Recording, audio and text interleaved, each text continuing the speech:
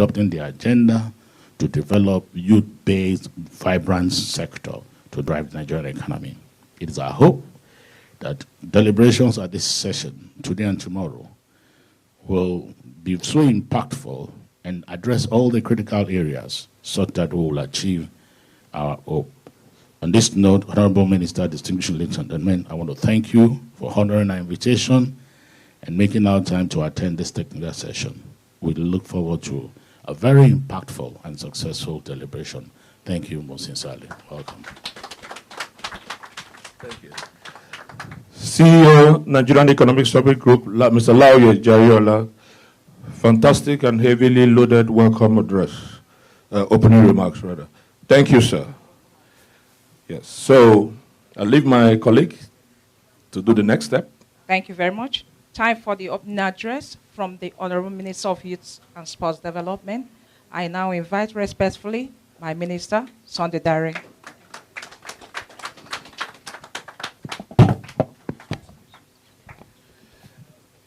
Good morning, everyone. Okay, I get this all the time. When I say good morning, the first response is usually like 10%. Good morning, everyone. Good morning, sir. You see, this room is tight enough, so we should feel the energy. Thank you so much for finding time to be here today. We wanted to do this last week, but we got so busy, we could not do it. But I'm glad that finally we're meeting here this morning. I was with my colleague ministers in the council yesterday. I followed up with our invitations. But just last week and this week has been exceptionally busy for virtually all the ministers. 14 ministers are presently out of the country. The remaining are also equally engaged. So I thank Minister Trade and Investment, the representative, Minister of Works and Housing, promised to send a DG, a director, sorry. I hope they will make it here eventually. But I think beyond that, what is important is that we have the participation of each of the critical ministries, because eventually, after the photo ops today and my remarks, we will have to depend on these technocrats to be able to deal with the nitty-gritty of what we want to do. So on that note, let me thank the CEO, Nigerian Economic Summit Group.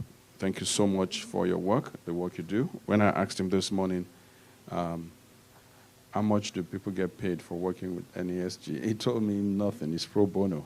I said, that was really surprising. So as an aside, the ministry, apart from committing to partner with you, we'll also see how we can support.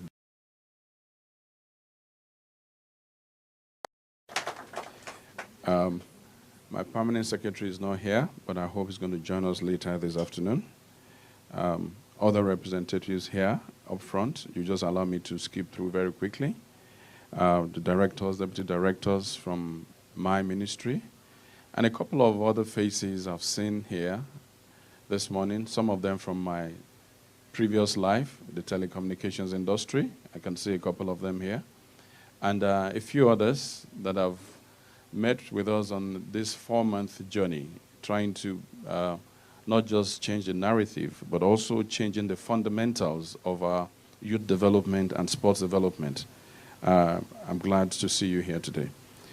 I think that in spite of the fact that we're in a small room, of course a beautiful office, our number is not like 200.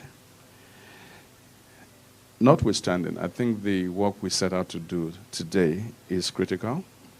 Will define the future of this country, but also particularly of our youth. And I speak to some of what he said about the data, the statistics about the youth bulge that we have globally, and particularly in Nigeria. Let me start with an anecdote. 3 weeks ago, just before Mr. President left the country to Saudi Arabia, I was able to get 20 minutes to do a 14-slide presentation to him. Of those 14 slides, 7 of them were on sports as a viable business. And when we had the MTEF, that is the preparatory work to the 2020 budget, and then eventually the budget itself, what came out clearly was that we had a revenue challenge. That is, the revenue that is coming in was not enough to match what we needed to do as a country. So the main objective that came out was clearly two objectives. One, to have structural reforms within the economy that can make us more productive. Secondly, to generate or create new sources of revenue. So when I met Mr. President, I said the two objectives that we have, or challenges as the case may be, in our 2020 budget, that I have a solution. I said, when you look at sports, and if we do what is right to turn sports into a viable business, we can create jobs. We can also create a new revenue stream for Nigeria. And he said, how? So I gave him the benchmark I'd done. Jamaica, I talked about Jamaica, South Africa, the United Kingdom, and the USA. But most importantly, I also gave him data, some of those data from NESG, about the fact that the sports industry is a 1.2 trillion industry globally. And I gave the breakdown. And for Nigeria, ours is just like 1%, 350 million industry. When I finished my presentation, I had what I needed to hear. He said, I think I support this. You can bring your memo to council. And what were my prayers essentially? The NSG, they did something really beautiful before their last meeting. They came up with the 3 I's and 1 P, which has become, you know, the best way to capture the mantra. The 3 I's: one, to turn sports into a viable business, you need infrastructure, you need investment, you need incentives, and then you need government policy and legislation to drive it. So talking with Mr. President, we got his support right behind us to do that. But also, I talked about tax holidays and tax breaks. That will go into the council memo we're going to present. I talked about a sports development bank, the possibility of creating one. But I talked about the big elephant in the room, which is the National Lottery Trust Fund. Right now, we get less than 1%. We go cap in hand to beg them for it. We know that over 70% of the funds that go into that trust fund is from sports. And Jamaica takes 40% of its trust fund to fund sports. United Kingdom takes almost 34% to fund sports. Jamaica does about 24%. South Africa does 21%. When you look at these countries, their sports development is at an advanced stage. And I think that if we're able to get a particular percentage, that will help us. We also have the President's support on that. So I'll be working with the NESG as we put together the council memos that will be going in terms of policy, and then the flavors that will come down that ladder. So once again, I thank you for being here this morning. I hope that the next 2 days will be extremely productive. We do not really have much time on our hands because, like they say, the train has left the station. I'm happy that as soon as we met at the NESG, I invited them over to my office the very second day. I like to call her Dr. Ikeji. She speaks like a doctor, very authoritative, but also very cerebral. She came and we had a very robust meeting. Thereafter, we've had exchanges, which has led to this event that we're having this morning. Well, they prepared a speech for me. I love to speak extempore. But, you know, the ministry will always make sure that you read the speech. So permit me to read my speech this morning. Thank you. At the beginning of the second stanza of President Muhammadu Buhari's administration, Mr. President laid out in clear terms specific targets for every sector of the economy within the next level agenda of his administration. Derivable for the sports sector within the agenda can be categorized in the twin goals of developing appropriate public-private partnership model and delivering on the establishment of a private sector-driven sports development fund to support as well as invest in various programs and sport facilities. The overarching goals of these initiatives, aside creation of wealth and jobs, are to ensure the delivery of the dividends of good governance to the citizens and promote greater private sector investment in the sports sector. In order to achieve these set targets, the sports industry thematic group was born through the ministry's interactions with the organized private sector using the platform of the NESG. Our desire to pursue this vigorously is in line with the declaration in the 2030 Agenda of Sustainable Development, which states that sport to the realization of development and peace in its promotion of tolerance and respect and contributions it makes to the empowerment of women and of young people, individuals and communities, as well as to health, education, and social inclusion objectives. With this, the NESG and the ministry are working on a policy framework for achieving these goals. Commendable progress has been made in this regard, as we have now thought it necessary to move to the next phase of sharing this vision and to solicit the cooperation and buy-in of sister agencies as a prelude to the launch to the larger private sector groups. The global practice for private sector to partner with public sector is tapping into the business potentials of the sports sector, which has economic potentials to develop policies, strategies, and interventions in ensuring economic growth and prosperity, which in turn guarantees social and community development across all spheres.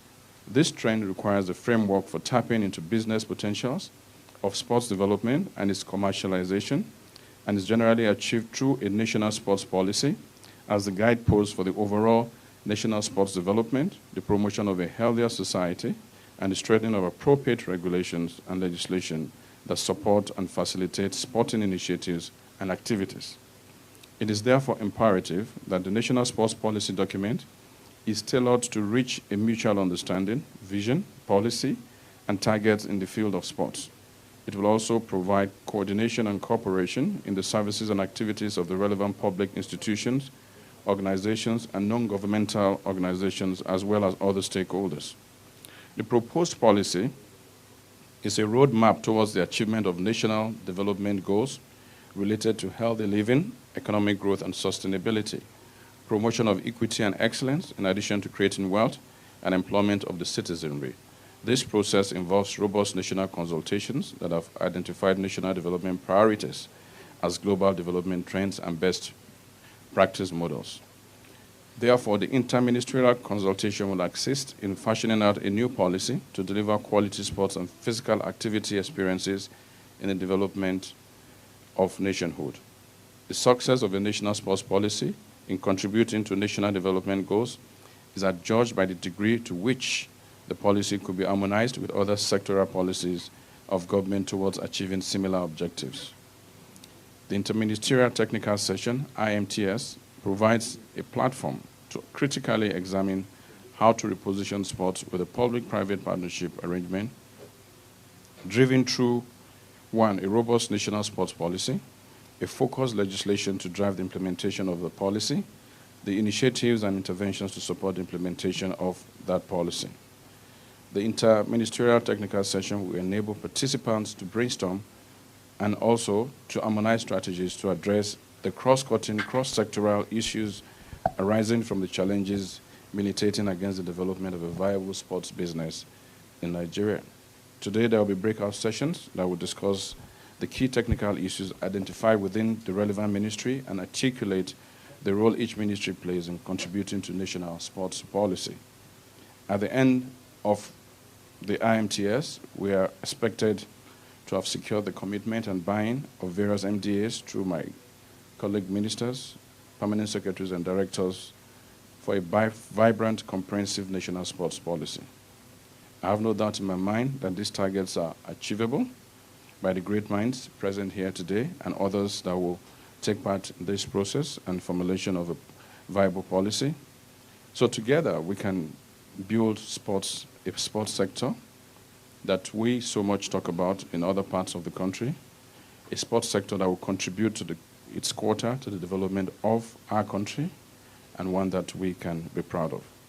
This is a task that is possible, and I hope that this technical session will serve as the first critical chapter on that journey to having a viable sports industry. I thank you so much for listening.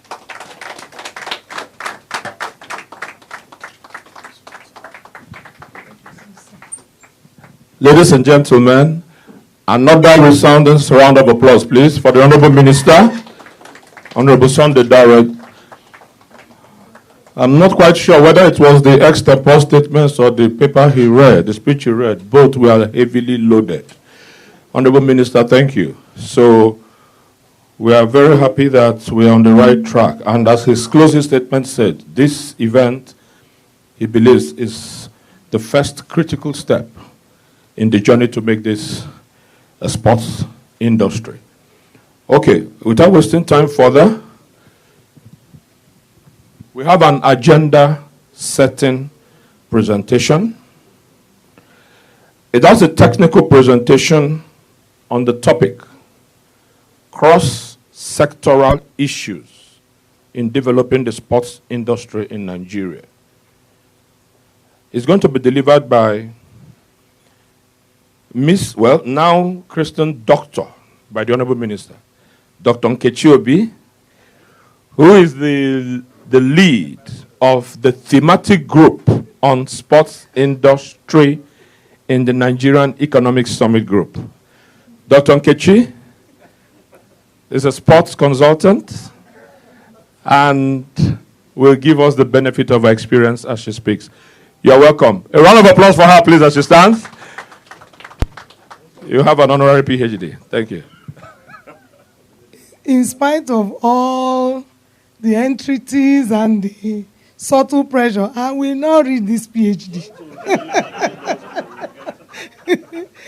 The minister has been practically arm twisting me that I must get this PhD.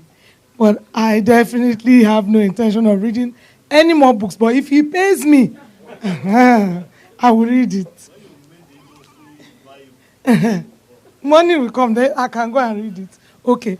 This is really, for us, the culmination of years of examining what these issues are. But before I start, Honorable Minister, please permit me to thank one or two people. First, let me thank the team, the Sports Industries Thematic Group team. Look, we couldn't have done this without them.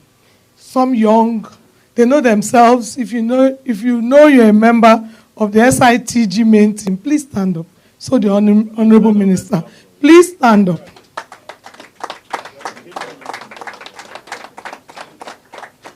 John, why are you sitting?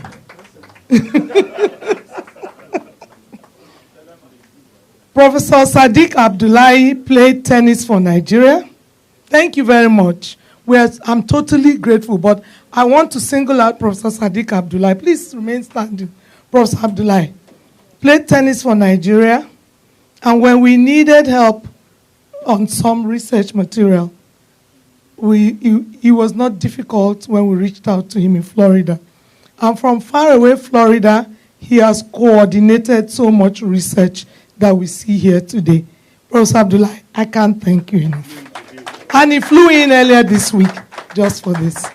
So let me stand. Honorable Minister, I hope you can see this from where you are seated. So I hope I'm not blocking anybody, but I'd like to stand on this side, yes, because I can't really see from that side. So we're trying to set an agenda, and not only set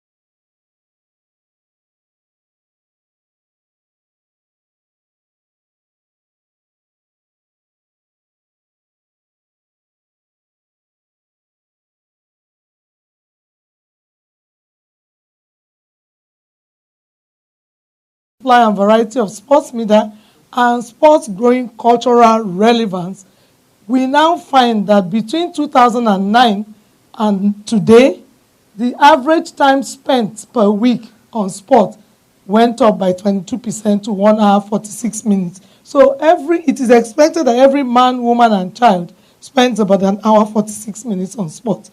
That's quite some time to monetize.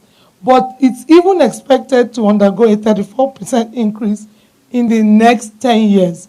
So globally, it is the second fastest growing sector for brands. And if we're talking money, it's the brands that are going to give us the money we need. So this is the sports industry value chain. But for us in Nigeria, the blue part is where we concentrate on.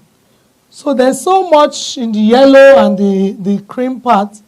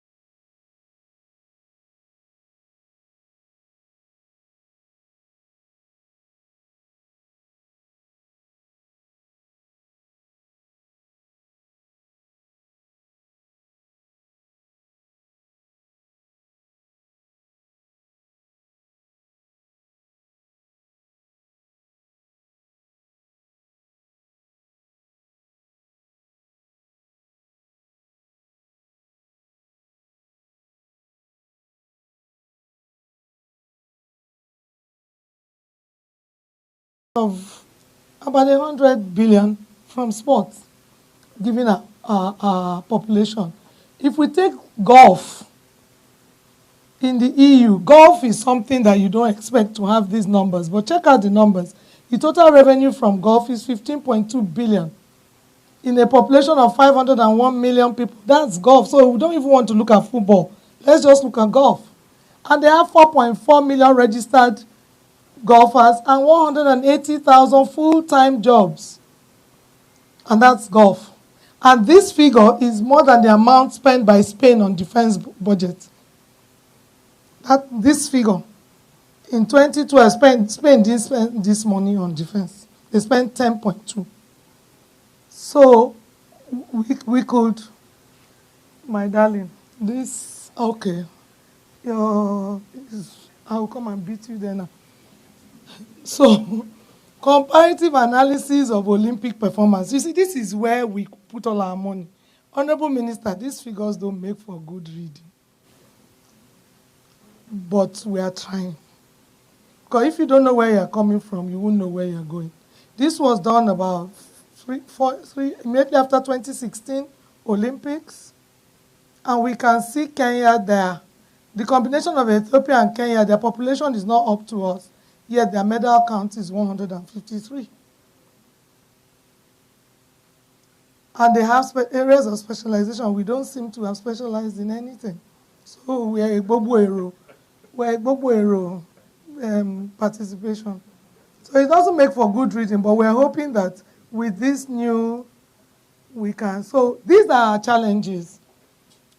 And I'm glad I'm glad you're here now and trying to change number one from a purely participatory endeavor and not an economic contributor.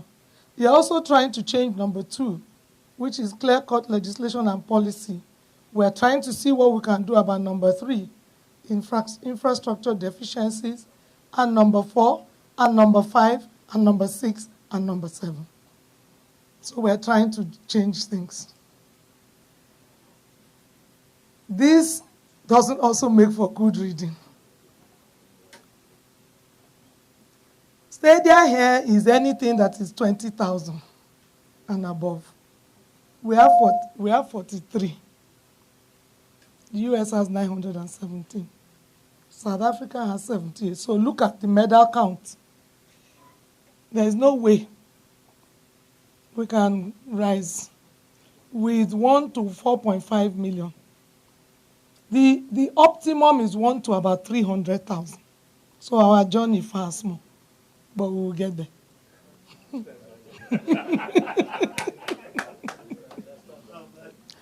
This is the problem. Everything is tilted. Government must, we have feeding bottle in our mouths. Government must feed us. So we're trying to balance this thing. And this, this always makes me laugh. This is where we are now. We are dealing in pennies when we could be dealing in pounds. So we have to make very hard choices. Do we continue to drag pail up the mountain? Or do we build a pipeline? So that led us to this agenda. If we transform sports, we'll build an industry. And Mr. President says we must lift. I don't know why he said we can lift. He needed to say we must lift 100 million Nigerians out of poverty in 10 years. This is the reason I'm very glad to hear. We're very glad to hear what you said this morning. So this is our goal. Oops. Please, can they remove it, please? I don't need it.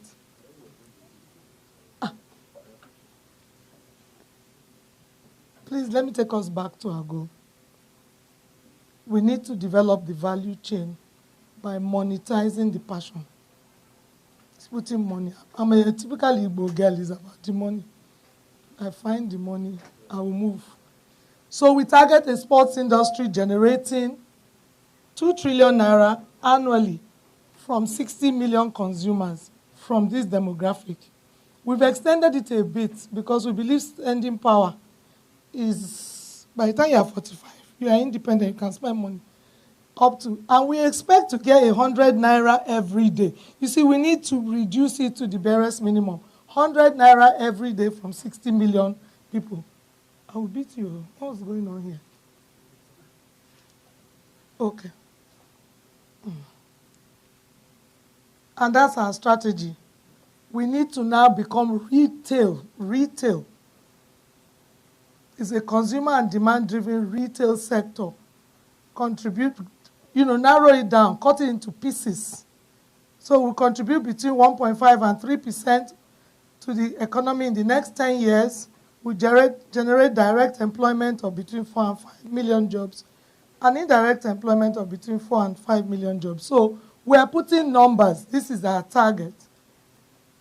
And the target is to provide a vibrant market for sports, goods, and services through a grassroots development and deployment strategy capable of achieving that contribution within 5. So we are going to see sports as a game changer with the attendant potential of lifting millions out of poverty.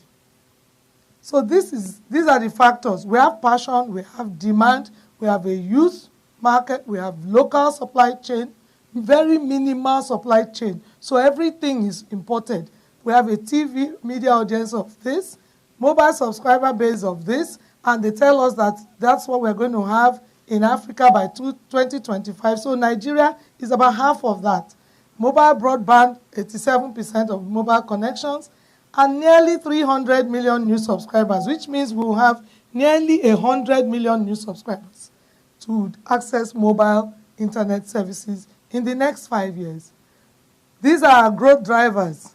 We must have that policy. Thank God the minister has told us it's coming. Part of what we are doing is to make sure that policy is done. We have a high youth population. So we develop the grassroots market, and we tap into foreign and local direct investment. John, are you listening? It's people like you who bring that money.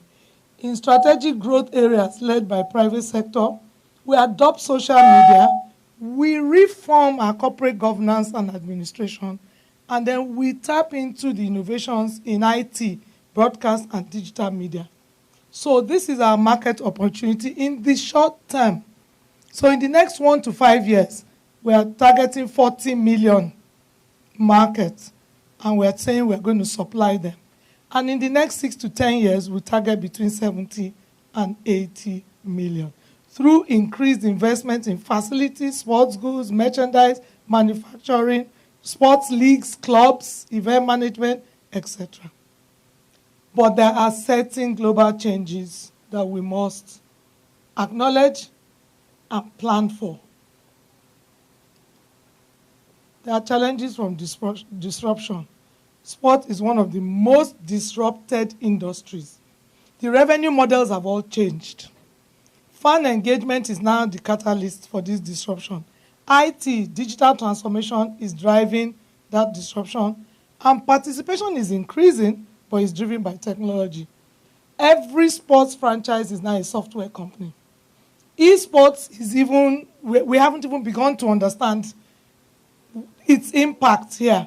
There are gender-based issues, Moyo, and they are now saying we are in the room, and you must acknowledge us. Then the investment models and funding for sports are changing. It's no longer what we knew. So there are challenges from disruption, but they are mainly content-based, but they will affect how sport is played, regulated, and administered, and some of them have started. I'll give you one example. This is one example of a big disruption that's going on now.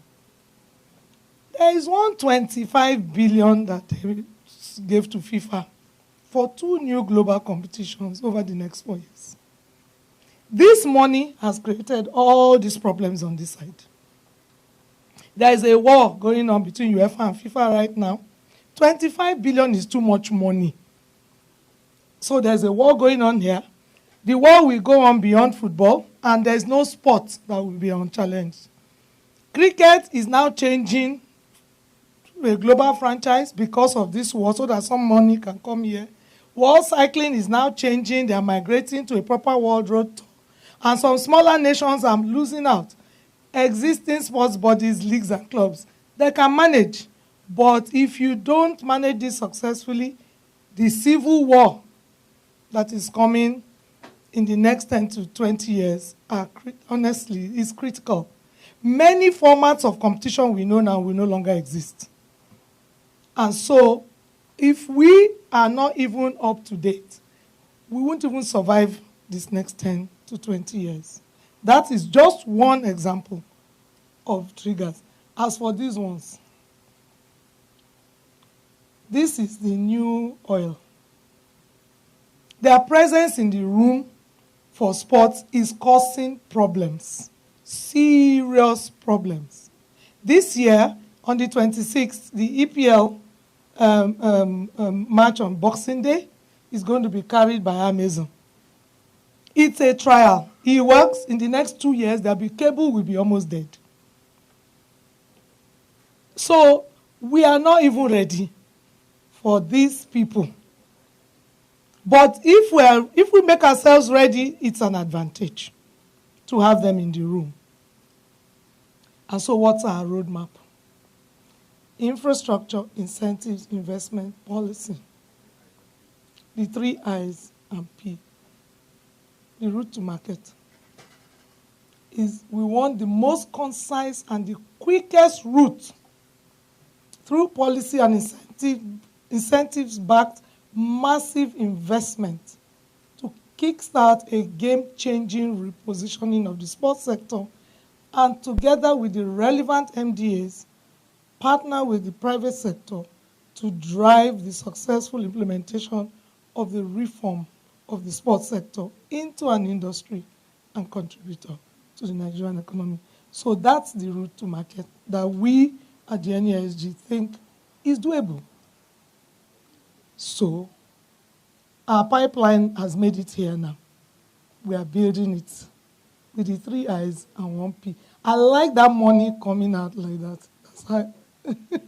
That's how it's going to come out, wide and loads of money coming out. So those problems we had before. First one, policy and incentives. Second one, policy. Third one, infrastructure. Fourth one, funding and investment, capacity, infrastructure. 3 I's and 1 P. So this is, in a nutshell, you reform, you restructure, and reposition. From public sector to private sector. Increase the number of people doing sports. When you increase the number of people, you have created a demand for sports goods and services. So that's demand side. This is supply side. And together with the two, you get your industry. So sports industry policy, 1 I and 1 P. And the supply side gives us 2 I's. And then we get a viable sports industry. Yeah. So this is, an honorable minister, we must thank you. Because prior to our meeting in Abuja, immediately after, we only had that side. We were doing like this. Now we're doing like this. So we thank you for this side. Because that side was necessary. The creation of the Sports Industry Working Group now balanced perfectly with the SITG, the Eminent Focal Group. And together, you get the strategies, which is why we're here. So we have our infrastructure, value chain, funding, and investment. They should deliver those 3. And so these are the issues we will determine here. The people, everybody in this room is in one group. So I'm not going to take, you all know what this, how you're affected by this. And that's the second side. And this is what we expect at the end of the day when we are finished. When we develop this, these are the expected outcomes. We have a national synergy. We encourage the development of private sector-led funding, which you have crowned a bank. We just left it as special funding window and incentives. So they say when you want to eat an elephant, you eat it small by small, 1 bite at a time. So this is our 2020 bite. Unfailingly, Honorable Minister, we must deliver a national sports industry policy. And we must deliver the framework and the model for getting the money. This is 2020. And I think it's doable. And I thank you all for listening. Drop it there. Excellent, excellent, excellent. Ladies and gentlemen, standing on the existing protocol, Honorable Minister, I think Nkechi deserves another round of applause. Please. I can't hear you.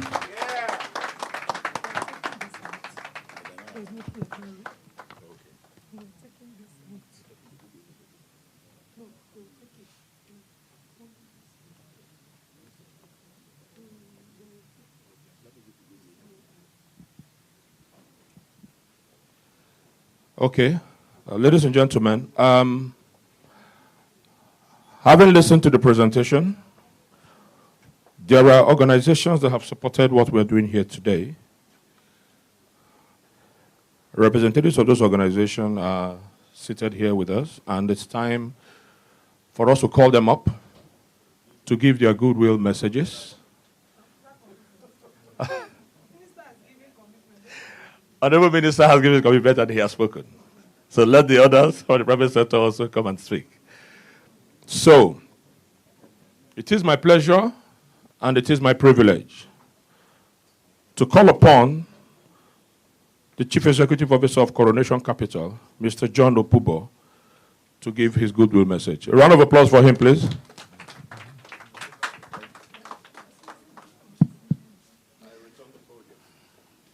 Okay, I don't need the podium. Good morning. I guess I will stand on existing protocols, as it said. I do want to acknowledge some people, though. Obviously, the minister, who's had a large role in convening all the bodies here, as well as the NSG, which has done a fantastic job, and of course, Dr. Obi as well. I have to tell you, I had some comments prepared and some talking points, but I feel like I'm going to go a little bit off of that and speak directly to what I think the issues and the opportunities are here, okay? I'll also say that this is a very hot room. And so if I start sweating, that's the reason why the AC is off.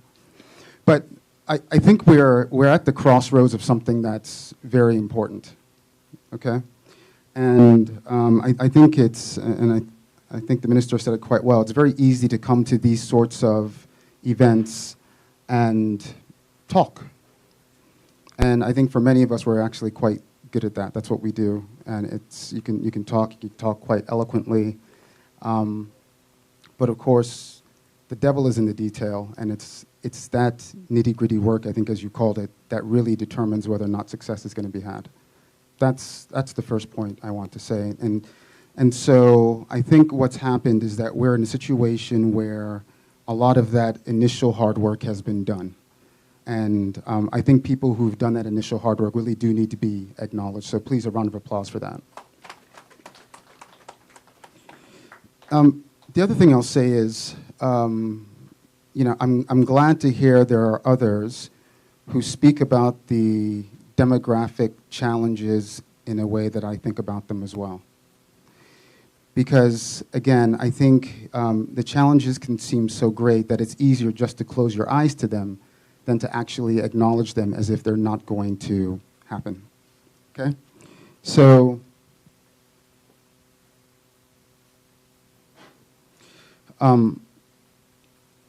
we are going to be a country of 400 million people unless something dramatically different happens, okay? And that can either be an opportunity or it can be the gravest problem we've ever encountered. And I do remember in my previous professional life thinking that I had missed the Nigeria story, okay? That everything that was going to be done has already been done with respect to Nigeria. That we had our heyday and we were never going to see that again. But the reality is, I've been blessed and all of us have been blessed to be alive during the time when we decide what happens to this country. That is the reality. The next 30 years is going to determine the future of Nigeria. I believe that very, very strongly. We're going to go from a country of 200 million people to 400 million people. Growth which is unprecedented in the history of the planet. We've never seen it like this before. We'll be the third largest country in the world. Okay? The median age currently is 19, 18, depending on who you ask. So that means effectively that half the population is below the age of 19. Think about that. There's also a $3 trillion infrastructure deficit just to make it to 2050 and for us to meet those 400 million people. So all the work that we're talking about here, sport is an example, matters greatly. This is the most important things that we're doing right now. We're working on the most important things for the future of this country right now.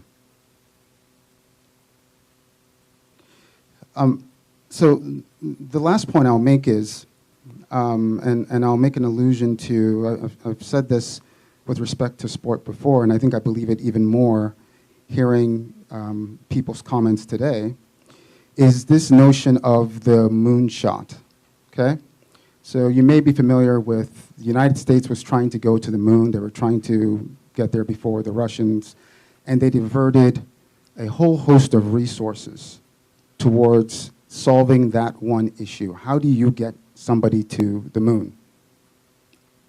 And in order to get somebody to the moon, you had to develop a competency in a whole host of areas, okay? It was material science, it was fuel technology, it was food science, it was things around human capability, it was medicine, it was polymers, synthetics, mathematics, physics, biology, you name it. It was this all-encompassing thing. And even to this day, you still see the benefits from that because so many products, ideas, notions, technologies came out of that one single task. How do we get someone to the moon? So I pose a challenge to us which is, why not a moonshot for sport? And if you think about it from that perspective, the totality of all the things that need to come to play for us to actually do sport properly in this country, you'll see it's the 3 I's and a P, and 1 P. It is certainly that. But you see all of the areas that need to come together for us to be successful to do that. It's not a mistake, and it's not an accident that we have so many ministries involved in this conversation, because it's not just one ministry that can do it. And I do hear the notion and understand it that people say sometimes it's easier to do something difficult by starting with one single step or breaking it down into its smallest components. And I would say, well, sometimes the easiest way to do something is just to take on the whole thing totally, holistically. And I think that's what we're doing around this issue of sport. So I commend the ministries that are here. I commend the NESG and Dr. Nkechi Obi. I commend the other folks in the room that have done so much work, the Eminent Focal Group as well, and everybody here who's interested in sport. But again, I challenge us to a moonshot for sport, and I pray that we'll be successful. Thank you very much.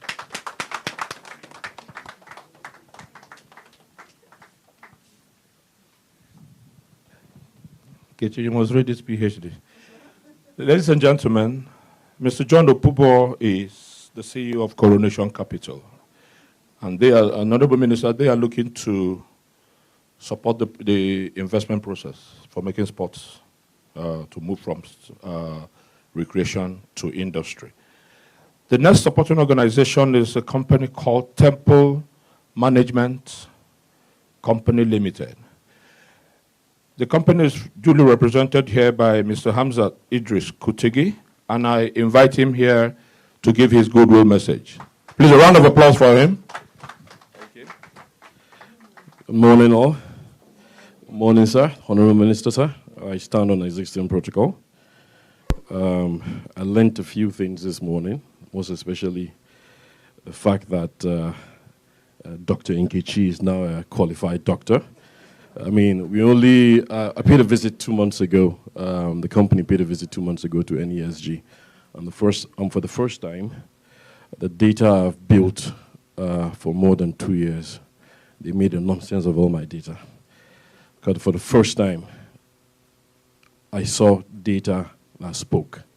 I mean, incredible work they're doing, and I admire them. I mean, they have done some good job. So thank you all, and thank you for the support organization. I looked when Dr. Nkechi was talking about passion for sports. I mean, really, Nigerians, know that we have serious passion for sports. If you look at, I'll just give you two examples. If you pay a visit to the National Lottery Commission, and you might see a big pile of applicants for the sports betting license. That is monetizing a passion for sports. Of course, if you ask my brother, who is here, if he can borrow us his annual report from last year, you'll be amazed how much he's monetized on that level. Of course, if you look around, second example, permit me, people have also monetized that passion politically. If you go to the grassroots, every aspiring House of Rep or that level councillor usually organizes a small event. He monetizes that through the vote because a lot of people will vote for him. So no doubt, we're in the right business. We've seen so many people join us as well, but we are joining to put our money where our mouth is. We need to develop it before we can actually monetize, because we are the outlier, what I would call the outlier, which is talent management. Without that baseline structure, there will be no talent for us to actually manage. So we're pulling up our sleeves to join the NESG and the Semantic Group, who have done an incredible job, to to build that from the bottom. Like the Honorable Minister said, I also want to read from my chief executive who is unavoidably absent. He's indisposed. Send his regrets. If I don't read it, I might have a memo waiting for me back in Lagos. So permit me, gentlemen, ladies, sirs. So on behalf of Idris Olorimbe, that's my group chief executive, I bring you good tidings and best wishes of this interministerial technical session on sports and industry development.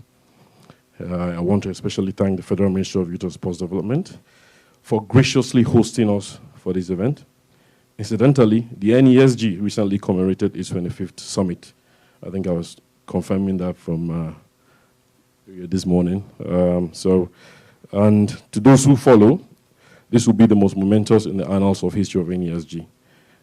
There's a Chinese blessing which says, may you live in interesting times.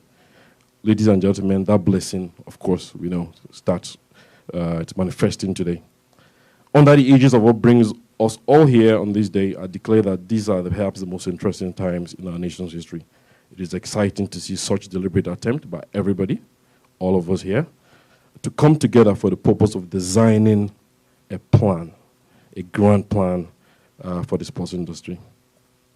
Many of the stakeholders here outright ought to be competitors, but yet it is fulfilling that they sit side by side as collaborators. It has always been an old maxim of mine that collaboration is the new competition. Sports is an effective tool for national engineering, which can help foster a young population with lifelong ethics such as honesty, teamwork, integrity, patience, and hard work.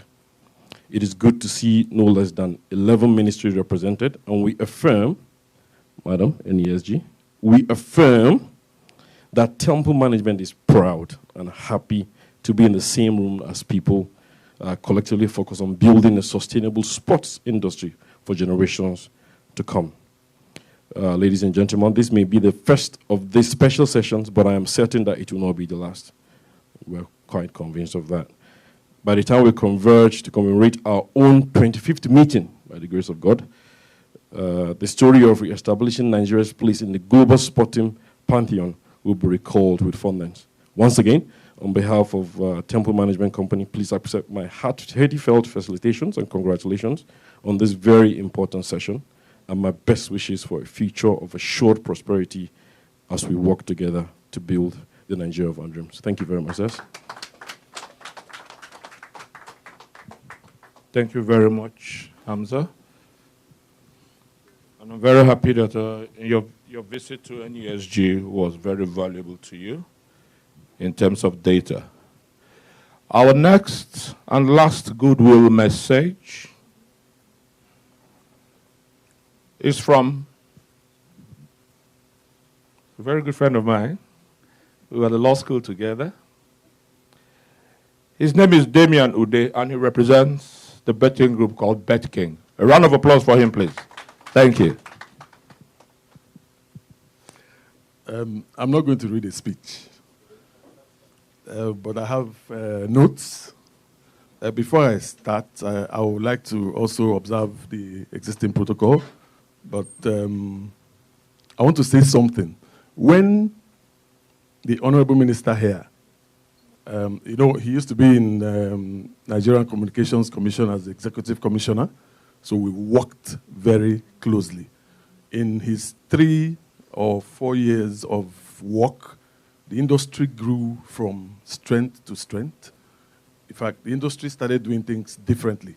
We got so used to him that when they now announced him as minister, all the telecom companies held their breath because we knew he was going to be the minister for communications.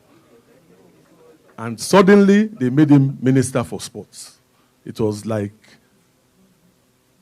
I don't know what I would say, but, so the disappointment was so palpable. But you can see what is going on today. This is the same thing he did on the other side. Now, I heard from Dr. Nkechi, that this is the first time in 59 years that this is happening.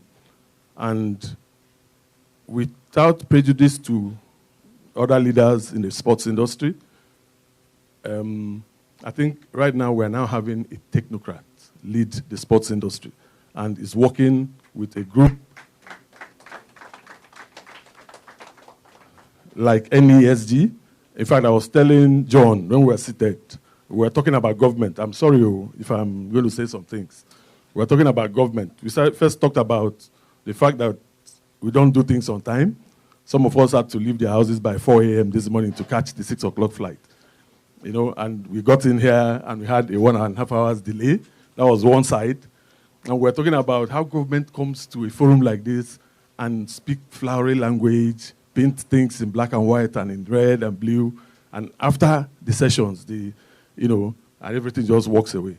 But I can assure you, this is not walking away because he's involved and because Dr. Nkechi is here. Okay, so I work with Bet King. I spent almost all my working, well, I haven't finished, but I'm still working. So I spent most of my working days in telecoms. You know, the industry, the sports betting industry is actually demonized, but, it's moving gradually. We started from pools betting when our fathers used to sit in those crummy one-room apartments and they are taking things, oh man. Now sports betting and the gaming industry has gone viral. We have gone digital. We are even almost at 5G. I know why I say this. It's no more that time when people say, oh, sports betting, it's where lazy people, they just sit in the betting companies and waste all the time. I tell you that in this room, most of us have the betting apps on the phone. On the phone. And, so apart from the extra revenue that it generates, what does it do today? It's creating employment. In BetKing, as we speak today, and as I told John, the quality of staff you have are high-tech, the best in the industry. In fact, what they have done now is to go to the telecom industry and take all their engineers, IT professionals, sales people, marketing, etc. So they are creating employment. GDP, the minister can also, corroborate. At some point, telecoms was not contributing to the national GDP. I tell you that by the time you assess our people with figures, by the time you assess the GDP in another 2 years, the contribution of the sports betting gaming industry will shoot us further than even the telecom industry. So I don't want to bore you, let's just go into the nitty-gritty, but we support what is going on. I'm sure our colleagues in the other companies will also join in as this progresses from stage to stage. Thank you very much.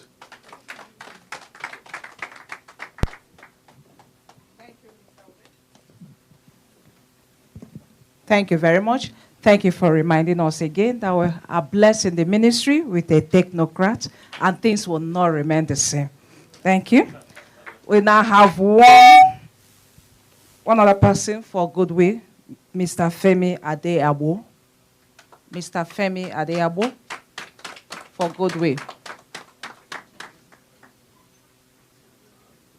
Okay.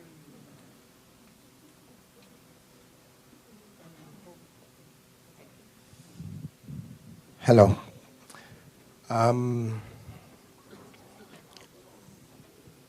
Good morning, stroke afternoon. Shy of public speaking, but I'll be very quick. A lot has been said about how sports can actually serve as a transformational catalyst in terms of our economic development as a country, in terms of repurposing our youth. And the minister spoke very well. Doctor spoke very, very well as well. The betting kings spoke very, very well as well. And I like your moonshot idea. I wonder what that moonshot could be. Could be Super Eagles winning the World Cup in a few years' time. Should we set a goal? 20 what? Yes, maybe something like that. But I think,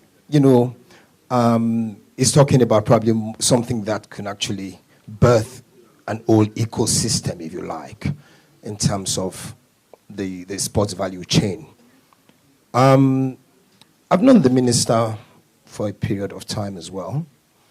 And as I've said before in other fora, I think this was a very, very, very appropriate appointment by Mr. President, because it needed somebody with vision, it needed somebody with dynamism, it needed somebody who could pull together resources to work towards a common goal. So, Honorable Minister, we're all thankful for your vigor, thankful for your vision, and I think everyone is fully supportive of the long-term objectives you wish to achieve for the benefit of Nigeria and Nigerians. Thank you very much.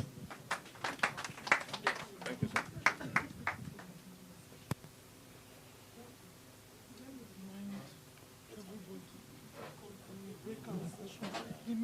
This is not the we came to break again. Ladies and gentlemen, just a quick reminder. All of us have been assigned to one breakout session or the other. I'm going to ask the session leads to please stand up. Session leads, please. These are our 5 session leads. Am I one of them? No. No. There are actually 6 session groups, but John is doing 2. He's leading 2 for us. Finance, national planning, budget, industry, trade, and investment. He's leading that. Elizabeth is leading education. Moyo is leading women affairs, humanitarian services, and Prof is leading youth and sport, and Deji is leading information and culture, communication, digital economy. So we sent briefing, please sit down. We sent briefing notes earlier to every single person, and immediately after the minister goes to talk to the media, they are waiting very impatiently. Take tea, you can have tea, coffee, and then please find your session room. And we'll come, and Prof will probably go around and give you what to do. Okay. Please, the minister wants to say a couple of words to you. Don't worry, he's not going. Thank you very much. I just wanted to perhaps give a bit of an assignment as we take our coffees and our teas this morning. He did talk about the moonshot idea. And if you just check you can Google it. The World Bank came up about a year ago with a moonshot program targeted towards Africa, investing about 1.2 billion in equipping the youth in Africa with digital skills. That program is about winding down. And what it has achieved is close to what we want to achieve here. And I think that just looking at the concept note of that moonshot program by the World Bank, targeted at the youth for digital skills penetration in Africa, might also give us an idea of how we can approach this, because it's a concept, a model that has worked, in as much as we still have the digital skills gap in Africa, but then there's a template to work with. Thank you very much. Honorable Minister, thank you very much. Just before we go to the vote of thanks, I will like to just make a few comments. Honorable Minister, I really want to let the audience know we are making history today. Our CEO and our team, we know what it took us to get to this point. It wouldn't have been possible without your commitment. So today, it's all a buzz in the social media and the print media. We are making history. In 59 years of our country, this is the first time we will have a PPD, and at the same time, simultaneously, an interministerial situation where we want to move sports.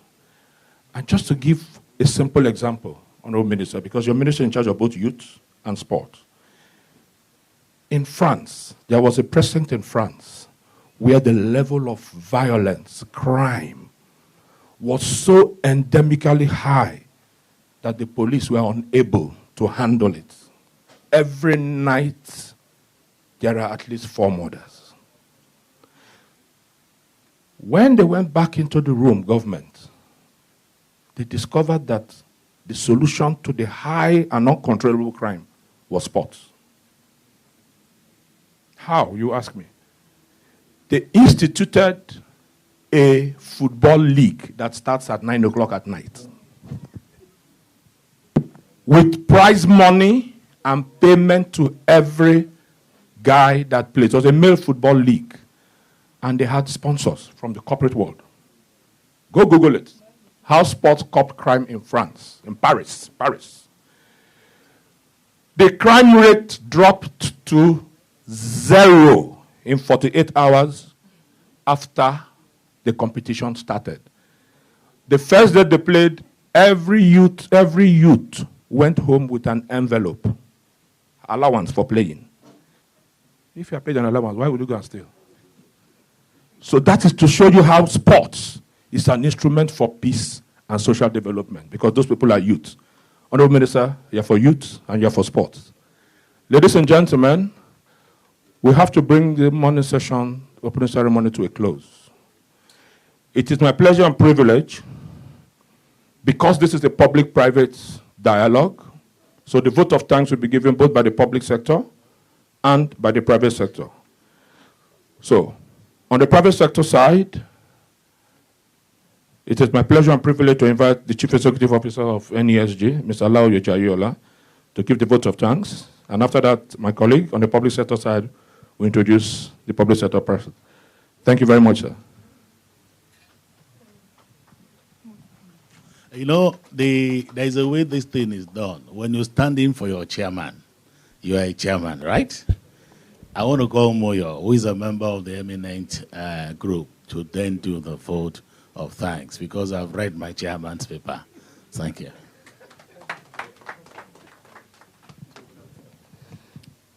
Good morning, everyone. So I can testify that in the last 4 months, me being in the sports industry, the difference that we've already seen.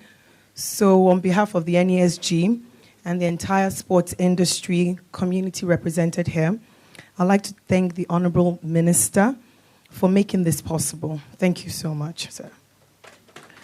I would also like to thank all other ministries represented. I'd like to thank the partners here present, both the public sector partners and private sector participants. Thank you so much for taking the time and coming here today. I'd like to thank our sponsors, Coronation Capital, Bet Niger, and Temple. Bet King. You didn't hear that. Bet King for coming.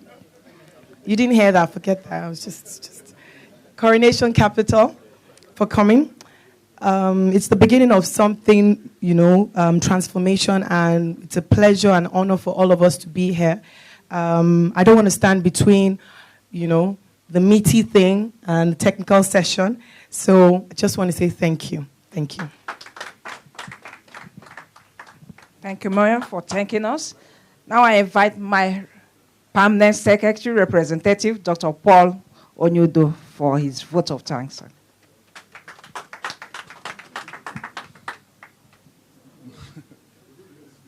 Sorry for the speech. The Honorable Minister, Federal Ministry of Youth and Sports Development, permit me, sir, to stand on the existing protocols. It is a great day for sports today. I must say I'm excited because we are beginning something big. I appreciate today and thank God for today. I'm only here to represent the permanent secretary. I wouldn't take our time because the real thing is still coming, the technical session, because somebody has made a big point this morning. The big point is the next steps. What do we do after this? And I believe the technical sessions will take us to that. The permanent secretary, Mr. Olushade Adeshola, is supposed to be here. He planned to be here until last night something cropped up.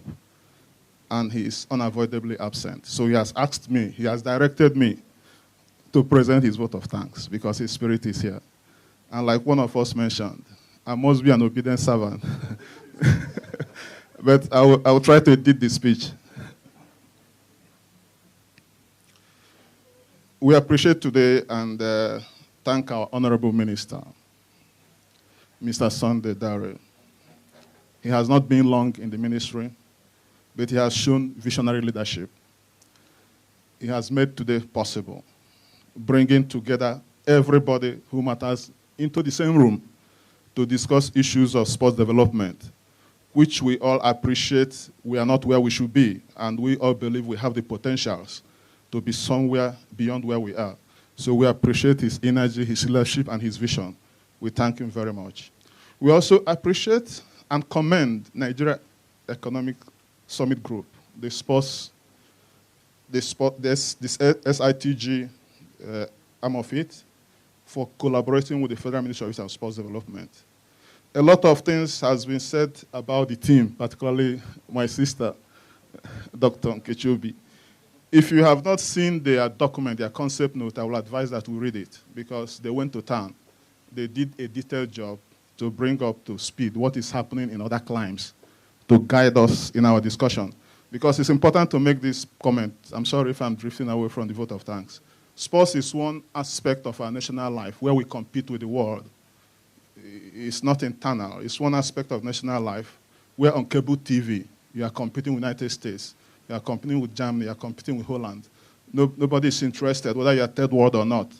So we need to do something to be up to speed and be where others are.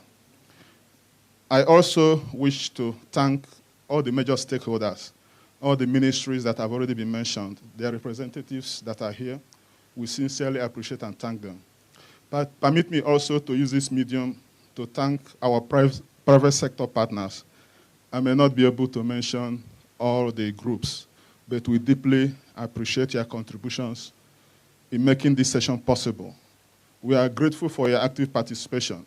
And as a matter of fact, without you, what we are discussing today will be stillborn. But our prayer is that it will not be stillborn because you will continue the partnership. We also appreciate the media. I think they have gone out. They have all, yes. Yes, they have always been good partners because if they don't report what we are doing, then we are not in the business of sports. Business of sports is a media event always. So we appreciate their support always. As a ministry, we appreciate the invaluable contributions to everyone who participated in producing the final document. We may not be able to mention everybody one by one, but we appreciate all of us. Thank you and God bless you all.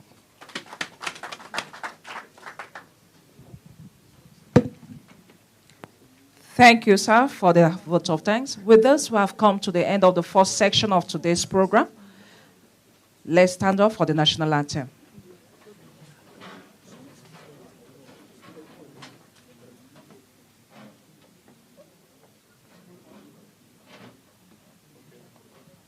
Okay, we'll sing. 1, 2.